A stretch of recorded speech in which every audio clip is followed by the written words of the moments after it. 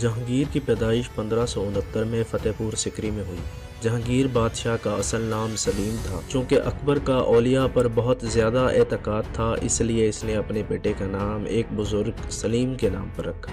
جب سلیم کی پیدائش کے دن قریب آئے تو اکبر نے اپنی بیوی جودھا بائی کو فتح پور سکری ان بزرگ کے آستانے پر بھیج دیا تاکہ سلیم کی پیدائش وہاں ہو اور آستانے کی برکتیں بچے کو حاصل ہو سکیں۔ جہانگیر اکبر کا چہیتا بیٹا تھا، مگر جب اکبر امیر گڑھ کا محاصرہ کیے ہوئے تھا تو جہانگیر نے بغاوت کر دی، جس سے اکبر جہانگیر سے ناراض ہو گیا اور اس نے جہانگیر کے بیٹے خسرو کو بادشاہ بنانے کا ارادہ کیا۔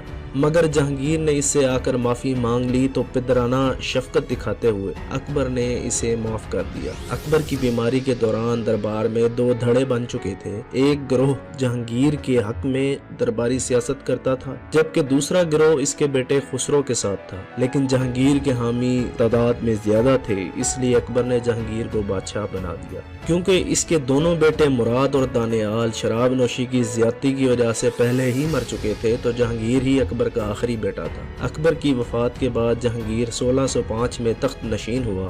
بادشاہ سلیم نے اپنے لیے نور الدین جہانگیر کا لقب پسند کیا اور تاریخ بادشاہ سلیم کو اسی نام سے جانتی ہے۔ اس نے تخت پر متمکن ہوتے ہی ایک زنجیر دریائے جمنا کے قریب لگوائی، جس کو ہلانے سے محل میں گھنٹیاں بجتی تھیں اور بادشاہ خود دربار میں حاضر ہو کر فریاد سنتا تھا۔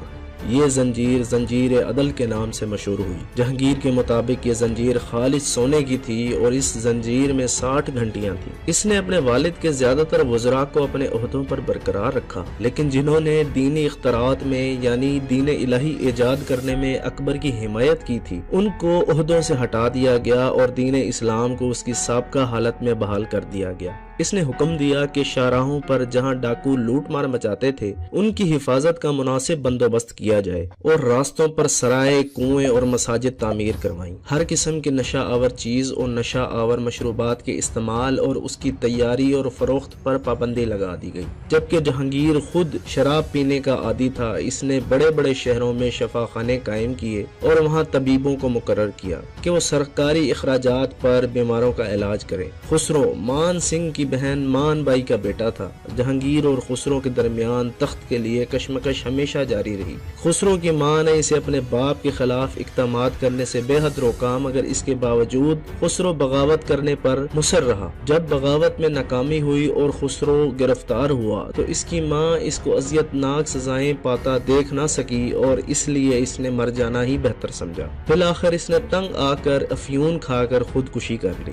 مان سنگھ نے جہانگیر اور خسرو کے درمیان صلح کروا دی تھی، مگر خسرو اپنے ارادوں پر قائم تھا۔ وہ ہر صورت جہانگیر سے تخت چھیننا چاہتا تھا۔ جہانگیر کی حکومت سنبھالنے کے 6 ماہ بعد اس کے بیٹے خسرو نے اس کے خلاف بغاوت کر دی۔ اس نے 10,000 کا ایک لشکر جمع کیا اور پنجاب کی طرف روانہ ہو گیا اور لاہور کا محاصرہ کر لیا۔ محاصرے کے دوران اس نے شہر کا دروازہ جلا دیا اور اس نے اپنے آدمیوں سے وعدہ کیا کہ اگر شہر فتح ہو گیا تو انہیں 7 دن تک لوٹنے کی اجازت دے گا، بچوں عورتوں کی قید کی چھوٹ ہوگی۔ ادھر جہانگیر اپنی فوج لے کر پہنچا اور خسرو کی فوج کو شکست فاش ہوئی۔ باغیوں کو سخت ترین سزائیں دی گئیں اور اس طرح خسرو کی بغاوت کچل دی گئی۔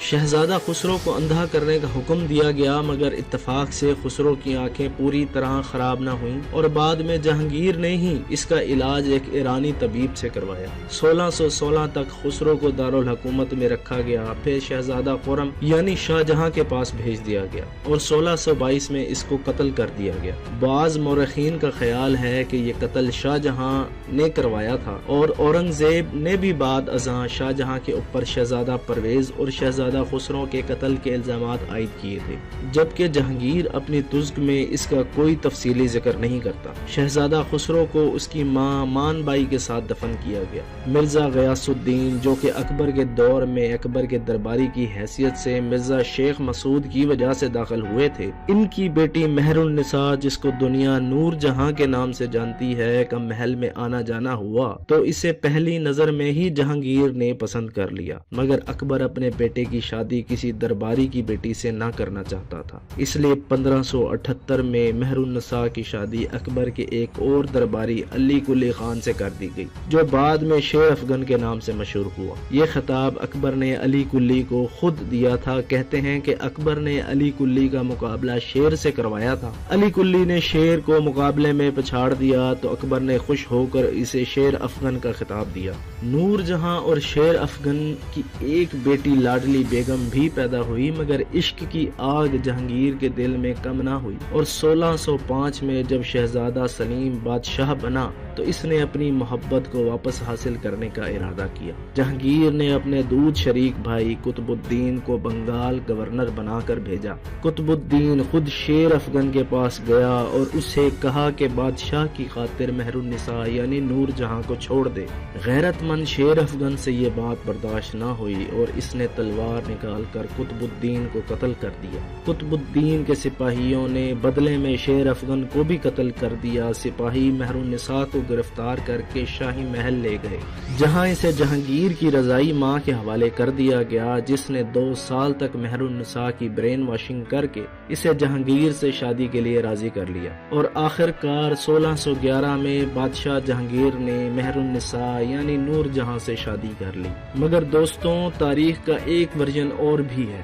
جہانگیر نے تزک جہانگیری میں خود لکھوایا کہ شیر افغن کو بغاوت کی وجہ سے قتل کروایا گیا تھا۔ اس وقت دربار کے حالات بے حد خراب ہو چکے تھے۔ خسرو کی بغاوت کے دوران نور جہاں کا ایک بھائی محمد شریف نے خسرو کا ساتھ دیا تھا، جس پر اسے قتل کر دیا گیا، اور نور جہاں کے والد مرزا غیاث اور اس کے بھائی آصف خان کو بھی دربار سے نکال دیا گیا تھا، اور نور جہاں کو رقیہ بیگم جو کہ جہانگیر کی سوتیلی ماں تھی اس کی خدمت میں دے دیا گیا۔ جب جہانگیر اپنی ماں سے ملنے آیا تو نور جہاں کو دیکھ کر اس کا عاشق ہو گیا اور بعد ازاں اس سے شادی کر لی۔ جہانگیر نے اپنی ملکہ کو پہلے نور محل اور بعد میں نور جہاں کا خطاب دیا۔ مورخین جہانگیر کی نور جہاں سے شادی کو جہانگیر کی زندگی کا سب سے اہم واقعہ قرار دیتے ہیں۔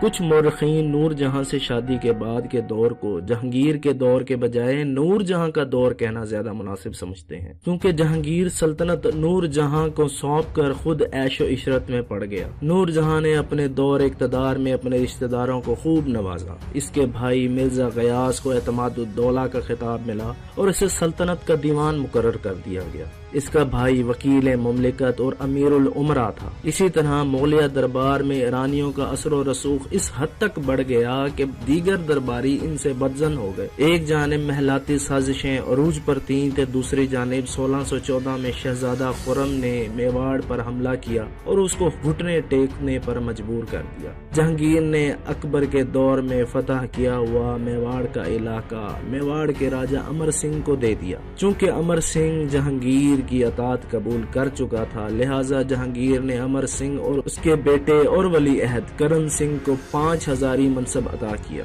جہانگیر نے امر سنگھ اور کرن سنگھ کے بت بنوائے اور آگرہ کے محل کے باغ میں نصب کر دیے۔ 1620 میں کانگڑا کا محاصرہ بھی کر لیا گیا۔ یہ ایک مضبوط قلعہ تھا اور ایک بلند پہاڑی پر واقع تھا۔ اس کے اطراف چھوٹے چھوٹے دوسرے قلعے بھی قائم تھے، مگر بڑا قلعہ چونکہ مضبوط ترین قلعہ تھا، لہٰذا اس قلعے کو 1009 میں محمود غزنوی نے فتح کیا تھا، مگر اس کے بعد اکبر سمیت کئی بڑے بادشاہوں نے اس قلعے پر حملہ کیا پر وہ ناکام رہے اور کامیاب نہ ہو سکے۔ ان قلعوں پر شہزادہ خرم نے تیزی سے حملہ کیا اور چھوٹے چھوٹے پہاڑی سرداروں کو اپنا مطیع بناتے ہوئے قلعے کا محاصرہ کر لیا اور دفاعی فوج کو ابلی گھاس کھانے پر مجبور کر دیا۔ بھوک افلاس سے تنگ آ کر فوج نے ہتھیار ڈال دیے اور آخر کار قلعہ فتح ہو گیا۔ ادھر شاہ جہاں اپنی سوتیلی ماں نور جہاں سے بے حد نالاں تھا، کیونکہ نور جہاں کی دربار اور حکومت میں اثر و رسوخ دن بدن بڑھتا چلا جا رہا تھا۔ نور جہاں بظاہر شاہ جہاں کی جنگی صلاحیت، سیاسی بصیرت اور پختہ کردار کی مدح تو تھی، مگر اس نے اپنی بیٹی لاڈلی بیگم کی شادی شہزادہ شہریار سے کر دی جو کہ شاہ جہاں کا بھائی تھا، لہٰذا وہ اپنے داماد کے سوا کسی اور کو ابھرتے ہوئے ہرگز نہ دیکھ سکتی تھی۔ اور وہ اپنے داماد کو تخت نشین کروانے کے لیے آمادہ ہو گئی۔ شاہ جہاں کے غصے میں تب اضافہ ہوا جب دھول پور کی جاگیر جہانگیر نے نور جہاں کے کہنے پر شہزادہ شہریار کے نام کر دی، جس کی درخواست شاہ جہاں نے جہانگیر سے کی تھی۔ ان اقدامات پر شاہ جہاں اپنے باپ کے خلاف ہو گیا اور بغاوت کر دی، مگر محبت خان اور شہزادہ پرویز نے اسے ہر موقع پر شکست دی اور شاہ جہاں پر مشکل حالات آن پڑے۔ شاہ جہاں نے مایوس ہو کر جہانگیر سے معافی طلب کی، جس میں نور جہاں نے اہم کردار ادا کیا۔ نور جہاں شہزادہ پرویز اور محبت خان کے گٹھ جوڑ سے خوف زدہ تھی، چنانچہ اس نے شاہ جہاں کی معافی میں کلیدی کردار ادا کیا۔ چونکہ شاہ جہاں بغاوت کے بعد ناکامی کا شکار ہو چکا تھا اور شہزادہ پرویز اور محبت خان کا گٹھ جوڑ بھی بے حد مضبوط تھا، اس لیے جب تک شہزادہ پرویز اور محبت خان شاہ جہاں سے برسرے پیکار تھے، نور جہاں خاموش رہی۔ مگر بغاوت ختم ہو جانے کے بعد نور جہاں نے محبت خان کو واپس بلا لیا اور بنگال کا گورنر بنا دیا۔ شہزادہ پرویز نے محبت خان کے بنگال بھیجے جانے پر اعتراض کیا، مگر اس نے آخر میں نور جہاں کے غصے کے سامنے ہتھیار ڈال دیے۔ مگر بات یہاں ختم نہیں ہوئی۔ نور جہاں نے محبت خان پر غبن اور بددیانتی کے الزامات لگائے اور اس سے بنگال سے حاصل ہونے والے مال و دولت کا حساب مانگا۔ علاوہ ازیں اس نے محبت خان پر دربار کی اجازت لیے بغیر اپنی بیٹی کی شادی خواجہ عمر نقشبندی کے بیٹے سے کرنے پر اعتراض کیا۔ چنانچہ محبت خان کے داماد برخوردار کو دربار میں طلب کیا گیا اور اس کی توہین کی گئی۔ اس کے ہاتھ گردن سے باندھ دیے گئے اور ننگے سر قید خانے میں بند کر دیا گیا اور محبت خان کا دیا گیا جہیز بھی ضبط کر لیا۔ اس صورتحال کی وضاحت کے لیے محبت خان بادشاہ جہانگیر کی طرف چل پڑا تاکہ وہ خود گفت و شنید کر سکے۔ اس کے ساتھ 5000 راجپوتوں کا منظم لشکر تھا۔ جہانگیر کشمیر سے آیا تھا اور لاہور میں قیام کے بعد کابل کی طرف جا رہا تھا۔ دریائے جہلم کے کنارے خیمہ زن تھا تو محبت خان نے شاہی خیمے کا گھیراؤ کر لیا اور جہانگیر کو قید کر لیا۔ محبت خان نور جہاں اور شہزادہ پرویز کو بھی قید کرنا چاہتا تھا، مگر وہ بھاگ نکلے۔ نور جہاں نے اپنے لوگوں کو دریا کے کنارے پر اکٹھا کیا اور آصف خان کو ابھارا کہ وہ اپنی غفلت پر پردہ ڈالنے کے لیے کوئی کارروائی کرے۔ چنانچہ طے پایا گیا کہ محبت خان پر حملہ کیا جائے گا اور جہانگیر کو آزاد کروا لیا جائے گا۔ اس حملے پر جہانگیر راضی نہ تھا، مگر نور جہاں نے جہانگیر کی بات سنے بغیر حملہ کر دیا۔ نور جہاں ایک ہاتھی پر بیٹھ گئی اور شہزادہ شہریار کی ایک بیٹی کو بھی اپنے ہمراہ ہاتھی پر بٹھا لیا اور دریا پار کرنے کی کوشش کرنے لگی۔ دریا میں کافی گڑھے تھے اور بہت سارے مغل لشکری دریا میں ڈوب گئے۔ دوسری طرف سے محبت خان کی فوج نے تیروں کی برسات کر دی اور نور جہاں بھی زخمی ہوئی اور پسپائی اختیار کی۔ نور جہاں نے حالات کا جائزہ لیا اور خود کو محبت خان کے حوالے کر دیا۔ محبت خان نے نور جہاں کو جہانگیر کے ساتھ رہنے کی اجازت دے دی، مگر محبت خان سیاسی بصیرت سے عاری تھا، اس لیے نظم و نسق میں خرابیاں پیدا ہوئیں اور لوگ محبت خان سے نفرت کرنے لگے۔ رفتہ رفتہ لوگ محبت خان کو چھوڑ کر جانے لگے۔ افرادی قوت کی کمی کے باعث اپنا محاصرہ ختم کرنا پڑا اور محبت خان بے بس ہو کر دکن کی جانب بھاگ گیا۔ یوں جہانگیر اور نور جہاں کو محبت خان سے رہائی ملی۔ محبت خان چونکہ بھاگ کر دکن کی جانب چلا گیا تھا، لہٰذا وہاں جا کر شاہ جہاں کے پاس ملازمت اختیار کر لی۔ وقت گزرتا چلا گیا اور کثرت شراب نوشی سے جہانگیر کی صحت جواب دے چکی تھی۔ جہانگیر نے اپنی زندگی کا بیشتر حصہ شراب نوشی اور سیاحت میں گزار دیا۔ اسی طرح کشمیر سے واپسی کے سفر کے دوران بھمبور کے مقام پر 28 اکتوبر 1627 کو جب جہانگیر خیمہ زن تھا تو وہاں پر جہان فانی سے کوچ کر گیا۔ اس کا مقبرہ لاہور شاہدرہ باغ میں بنایا گیا۔ جہانگیر کی وفات کے بعد اس کا بیٹا شاہ جہاں اور شہریار تخت حاصل کرنے کے متمنی تھے۔ نور جہاں نے اپنے داماد شہریار کو لاہور میں بادشاہ ہونے کا اعلان کر دیا، جبکہ اس کا بھائی آصف خان اپنے داماد شاہ جہاں کو تخت پر بٹھانا چاہتا تھا، لہٰذا اس نے لاہور پر حملہ کر دیا اور شہریار کو گرفتار کر کے اس کی آنکھوں میں سلائی پھروا دی اور اس کو اندھا کر دیا، جس کے بعد نور جہاں کو قید کر دیا گیا اور اس کے بعد نور جہاں نے سیاسی زندگی سے علیحدگی اختیار کر لی اور آخر کار 1645 میں انتقال کر گئی۔ بادشاہ شاہ جہاں کی تاریخ آپ کو مغل سیریز کی اگلی ایپیسوڈ میں سنائیں گے۔